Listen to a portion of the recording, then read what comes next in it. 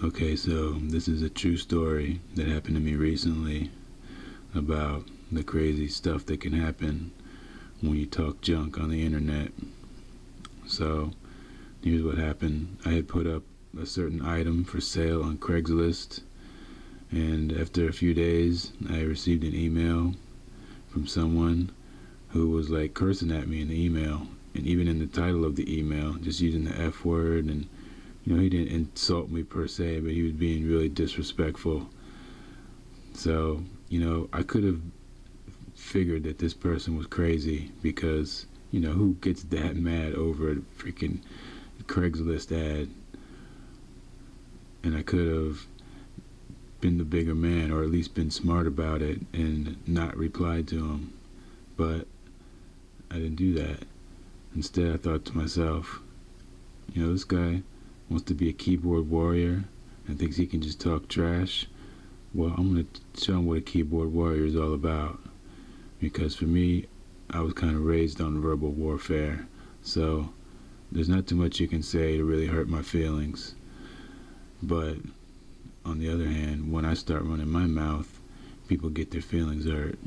So that's what happened. We started insulting each other, hurling these little clever insults, and he's telling me this stuff about himself, trying to make himself sound big and rich and important, all this stuff, and I'm just cracking on this dude. And eventually he got so pissed and he got so angry that he wanted to come get me. He wanted to find out who I was and do something to me. So I guess he did some research, and I got an email the next day saying, "Hey Daryll, I know where you live. I know all this stuff about you."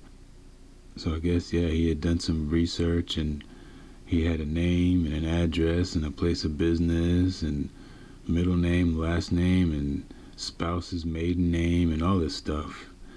And so he's going on, "Yeah, Daryll, how you gonna like it when I show up and beat the F out of you? Except for one thing, I'm not Daryll." So apparently he had gone on Craigslist and found some other guy selling the same speaker equipment, and somehow he put two and two together and got five and just decided that that guy was me. And so, the one thing I had told him about myself was that I run a small business, and I guess he had just done all this research on this guy, and he had his place of business and all this stuff. And he was making threats and, just threatening to come over there and beat up Daryll.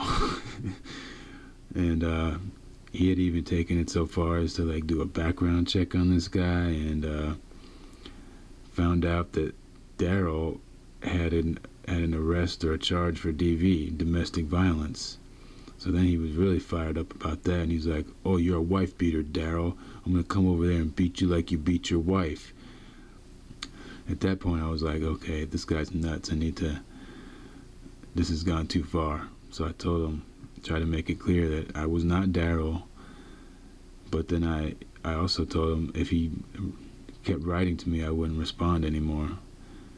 So that didn't stop. That encouraged him, because then he figured he had me, and he kept emailing me a couple more times, talking about, what he was going to do to me. And on one hand, it was one thing that was really crazy was that he said he hated domestic violence and wife beaters and all this, but then he was making all these sexual comments about Daryl's wife and saying he wanted to F her and she was effable and that she was a hoe and all this stuff. And it was really the sort of misogynistic rant in between pretending to be someone who stands up for abused women.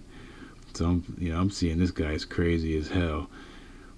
So after a couple more messages, I figured, I gotta write back and say something and try to convince him that I'm not Daryl before he goes over there and actually does something to Daryl, thinking that Daryl is me, And so I guess I did convince him, because I never heard from him again. But another crazy thing is that about 15 minutes after my last message to him, there was this series of murders where a guy killed his whole family. And, my imagination was racing, like, oh my God, this guy got so angry, and I was the one who pushed him over the edge, and he just went and murdered his whole family. Of course, that wasn't really the case. It wasn't the same person. But, it got me thinking, what if he did do something? What if he did want to found someone else to take his rage out on because he couldn't get me? Like he wanted to take out his rage on Daryll because he was really pissed at me for what I said. And it just made me think, why did I have to respond to his nasty comment with my own nasty comment? Why couldn't I just maybe defuse the situation, crack a joke or something, try to, I don't know, something else, be compassionate. And yeah, I regret it.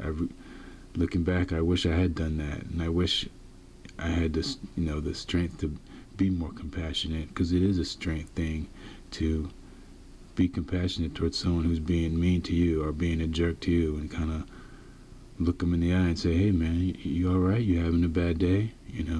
Instead of just reacting with anger. And that's hard for me, because I guess I have kind of a short-tempered personality for people messing with me. And one thing that I find over and over and over again in my life is that people, especially men, don't respect me until I lose my temper. And it's hard to be compassionate when you keep getting that feedback from the world, that the only time people are going to show you respect and treat you as an equal is when they see that you're dangerous and that you're ready to fight. And some people, they have an aura where they can communicate that without having to lose their temper. Unfortunately, I don't have that quality. Maybe it's the being raised by a single mother thing that so many of us have. But in many times in my life when I was younger, maybe I turned the cheek too quickly. I tried to be a peacemaker. I tried to defuse a situation instead of just biting someone's head off. And as I got older, I was like, screw this. Don't give them 3 chances. Just bite their head off the first time. And now I guess as I'm older, it's time to come full circle and try to be more compassionate